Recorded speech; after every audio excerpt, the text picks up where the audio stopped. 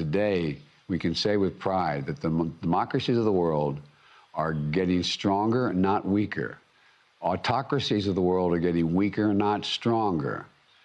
Now, I love President Biden's optimism here, and I desperately want what Biden is saying to be our reality, but I just don't know if it is. Even if you just look at the speakers list for Biden's summit today, it's plain that this is not the case. This is the Israeli Prime Minister, Benjamin Netanyahu. He gave a speech at Biden's summit today on the subject, I hope you're sitting down for this, of how democracy delivers economic growth and shared prosperity. This is what his country looked like this week. Tens of thousands took to the streets to protest Prime Minister Netanyahu's blatant undemocratic power grab. Netanyahu, who is facing multiple charges of corruption himself, is attempting to weaken the independence of the Israeli judicial system and make its judges more subject to political control. In other words, he's trying to erode democracy and to increase his own personal power. Exhibit B. This is the Indian Prime Minister, Narendra Modi. He was also a speaker at Biden's summit today, and he is particularly notable because India is, in theory at least, the world's largest democracy, or at least it should be. This is Rahul Gandhi, a member of the Indian Parliament and the most prominent opposition leader in India. He was widely seen as a potential challenger to Prime Minister Modi. Gandhi was just sentenced to 2 years in prison for the supposed crime of defamation. And that 2-year sentence is significant because it's a harsh punishment for a questionable charge, to be sure. But in India, members of parliament who are sentenced to, ironically, at least 2 years in prison are rendered ineligible for office, which conveniently puts him out of the running for India's national elections, which are scheduled to take place early next year. But it's not just other countries that are struggling to live up to their democratic ideals. There's also us.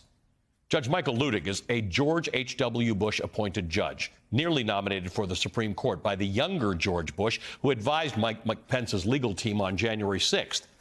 Now Judge Luttig is saying this, quote, "The institutions of our democracy and law," he says, "are under vicious, unsustainable, and unendurable attack from within." With the former president and his Republican Party's determined denial of January 6th, their refusal to acknowledge that the former president lost the 2020 presidential election fair and square, and their promise that the 2024 election will not be, quote, "stolen," end quote, from them again, as they maintain it was in 2020, America's democracy and the rule of law are still in constitutional peril. Joining us now is Timothy Snyder, professor of history at Yale University. He's also the author of On Tyranny, 20 Lessons from the 20th Century, the author of The Road to Unfreedom. He's also just returned from a trip to Ukraine. Professor Snyder, it's good to talk to you again. Thank you for being with us tonight. Glad to be with you.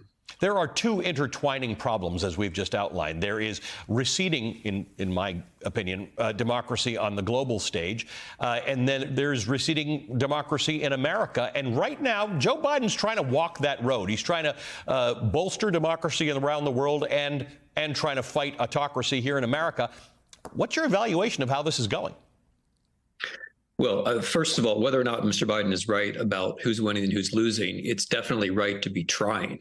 Right. I think it's a very good thing that he has a democracy summit. I think it's a very good thing that we are trying to value democracy. I think if democracy is going to triumph, it's going to be because people say that it's the better system and then try to show that it's the better system rather than just, shrugging our shoulders and saying, let the strongest win.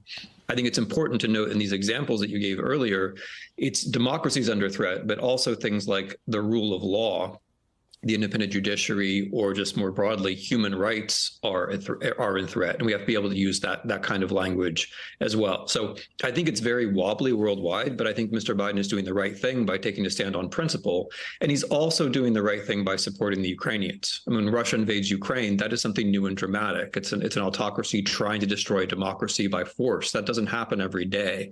And if it's the kind of thing which you can't let go, that's a place where you really do have to say, look, the Ukrainians are taking a risk. They're reminding us that democracy requires taking risks. Let's help them take that risk and maybe take an example from them. Interestingly, though, when Russia invades Ukraine or a country invades another independent country, it's not an abstraction. It's easy to get our head around the fact that, oh, this was a democracy that may cease to be a democracy or may cease to exist as a result of this action. All the other stuff you talk about, the threats to the rule of law, the threats to an independent judiciary like we're looking at in Israel, that doesn't register always with people as, oh, democracy is under threat because of all of these things, because everybody in Israel, at least the Israelis in Israel, have a vote. There are all sorts of countries where people still vote, including Russia, including Iran, but they're not democracies. Yeah, that's the tricky thing about the 21st century is that everybody claims to be a democracy. Russia claims to be a democracy, and in claiming to be a democracy, they erode, they take the sense, the meaning away from the word, and that's their whole design. They don't have any alternatives. That's their weakness. Our weakness, as you say, is we have trouble defining positively what the things are that make a democracy work. And here, the example of the war in Ukraine is clarifying in a different way. That one of the reasons why the Ukrainians are doing so well is civil society. It's people's habit of resistance. It's the habit of cooperation that allows the army to do so well. That's a lesson for other societies. Why does Netanyahu have to pull back in Israel? Because Israelis are finally getting on the streets in large numbers and making their voices known as a society, right? Democracy is about muscle. It's about movement. It's about people taking a stand and being together. If you wait for the institutions to save you, then it's already too late. One always wonders if democracy is a verb as opposed to a noun. Let's talk about China for a second, because China can be influential in if we're in a wobbly boat about democracy, whether or not we agree with what Joe Biden saying democracies are doing better than autocracies in the world, China could have an impact on this right now. Absolutely. I mean, the Chinese are the most important country in the world on that side of things. Russia, thanks to its poor showing in Ukraine, is more and more a dependency on Russia and China. It's a China-Russia bloc that we're talking about. And at a basic level, what China and Russia have in common is the notion that these Western ideals are just kind of local fantasies. Things are fundamentally just about power and economic might. So therefore, follow us. We're reliable. We're predictable. And I think what democracies have to show in connection to China is A, there are moral reasons to prefer democracy. B, people live better under democracy and prefer it. People are not immigrating to Russia and China for political reasons. It's the other way around. But also C, that we can be more predictable and reliable ourselves. Our constitutional problems at home, the fact that many people around the world, including in Asia, look at us and shrug their shoulders and say, who knows what will happen in 2024? That is a problem, right? The immediate problem that, as the judge said, we could have a second coup attempt in 2 presidential elections. People look at that, concerned about democracy or not, and say that makes that whole system look unpredictable. So that's one more reason why we have to have our own house in order. And Judge Luttig is not a sort of a hair on fire kind of guy. He's actually a conservative.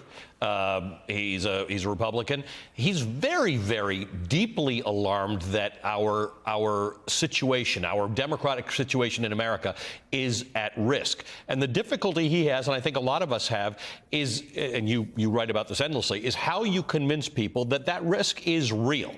It is something we're going to actively have to do something about in this world where Donald Trump has proclaimed now for the second time in a month, I am your retribution, is what he tells his followers. That's the language of autocracy. No, it's also the language of fascism. I mean, living in a big lie is being a fascist. Saying that I have an alternative truth for you, an alternative reality in which you can live.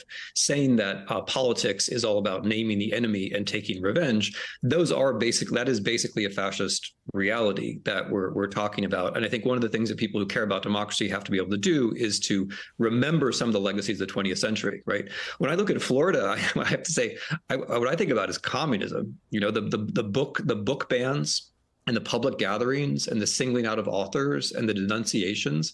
Like, it's funny, like all this stuff is supposed to be anti-communist, but as a historian of communism, like that reminds me of some of the basic things that were wrong about communism, those denunciations and the book bannings and getting people all rallied up about authors who are supposedly contaminating other people. So I think we have to be ready to name some names and to describe some practices, but also be able to say positively, in a democracy, we don't do those things, but we do other things, and the other things that we do are actually better and make for a better sort of life. You know, you write about this, and you're an esteemed professor and expert on this. Last weekend, I spoke to a woman in Florida who spoke at a school board meeting about this book banning. Her name is Grace Lynn. She's 100 years old. Her husband died in World War II at the age of 27, fighting for the United States. And she's 100, and she's fighting book bans. And it makes the reason I bring this up to you is to say, what do the rest of us who are not professors of this do in this fight? What is the way you become a foot soldier for democracy when it's under threat in America in 2023? You run for office yourself. You tell the truth about basic things. You make sure you're talking to people who don't agree with you at least once and smile and give it a shot. You pay money to subscribe to local journalism if it still exists. You pay money to subscribe to national journalism. You join some kind of group, because if you join a group, you're going to feel better about yourself over the long run. You remember that it's the little things and the medium-sized things that count, and you don't shake your head if you don't seem to be winning at a global level or a national level, because none of us can do that alone. You take examples from people in Ukraine or in your own city or elsewhere who are taking risks, and you encourage those people. There's so many little things that we can do. And the interesting thing is that when we do the little things, we end up feeling better about the big things. I mean, the world's like you say, it's looking tough, but how it looks to us every morning depends a little bit on what we did ourselves the day before. Yeah, it's an interesting point you make, because if we lean into some of these things that what a remarkable list, by the way, that you just listed about things that individuals can do when and if they feel powerless, sometimes the problem is the result doesn't seem to be bearing out in the short term, particularly in elections, because you can work as hard as you do, and you might see 2 election cycles go by where it doesn't look like things are getting better. But in fact, as a professor of history, what you look back at is you realize that people who planted certain seeds, those seeds did not come to fruition until, in some cases, years or decades later. Almost everybody who is remembered now as a hero of human rights or of democracy failed most of the time, right? Most people who are remembered as heroes of democracy or as revolutionaries failed most of the time, and then finally they succeed. The conjuncture is right, and they were important for us, but not so much because of their success ultimately, but because of their example, that they stuck it out. Yep. That they had principles they could articulate, that they stayed with it. So you're making a great point.